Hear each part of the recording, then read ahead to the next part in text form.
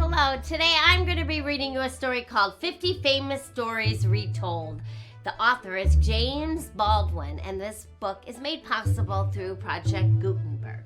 Now, I'm just going to be reading you one of the 50 famous stories, and it is called Androclus and the Lion. In Rome, there was once a poor slave whose name was Androclus. His master was a cruel man and so unkind to him that at last Androclus ran away.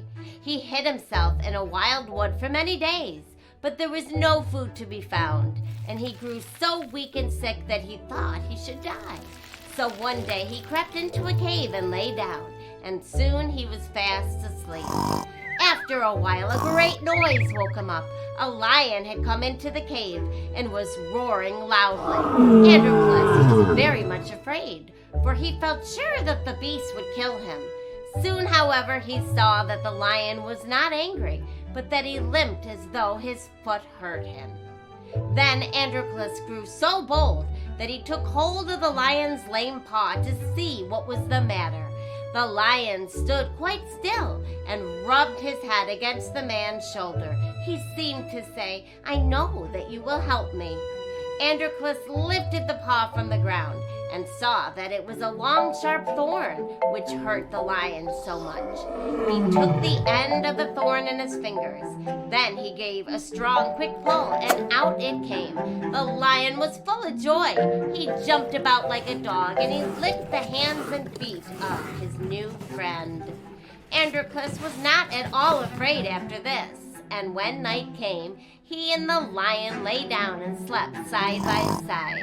For a long time, the lion brought food to Androclus every day, and the two became such good friends.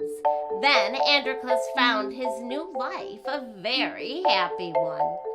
One day, soldiers who were passing through the wood found Androclus in the cave. They knew who he was, and so took him back to Rome. It was the law at that time that every slave who ran away from his master should be made to fight a hungry lion. So a fierce lion was shut up for a while without food, and a time was set for the fight. When the day came, thousands of people crowded to see the sport. They went to such places at that time, very much as people nowadays go to see a show or a game of baseball. The door opened and poor Androclus was brought in. He was almost dead with fear, for the roars of the lion could already be heard. He looked up and saw that there was no pity in the thousands of faces around him. When the hungry lion rushed in, with a single bound, he reached the poor slave. Androclus gave a great cry, not of fear, but of gladness. It was his old friend, the lion of the cave.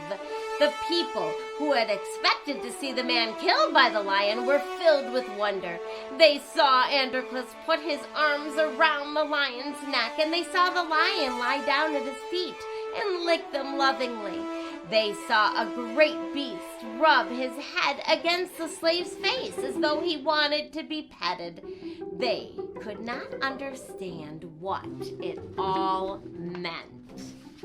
After a while, they asked Androclus to tell them about it. So he stood up before them and with his arm around the lion's neck told how he and the beast had lived together in the cave. "I am a man," he said, "but no man has ever befriended me. This poor lion alone has been kind to me, and we love each other as brothers." The people were not so bad that they could be cruel to the poor slave now. "Live and be free," they cried, "live and be free." Others cried, "Let the lion go free too. Give both of them their liberty."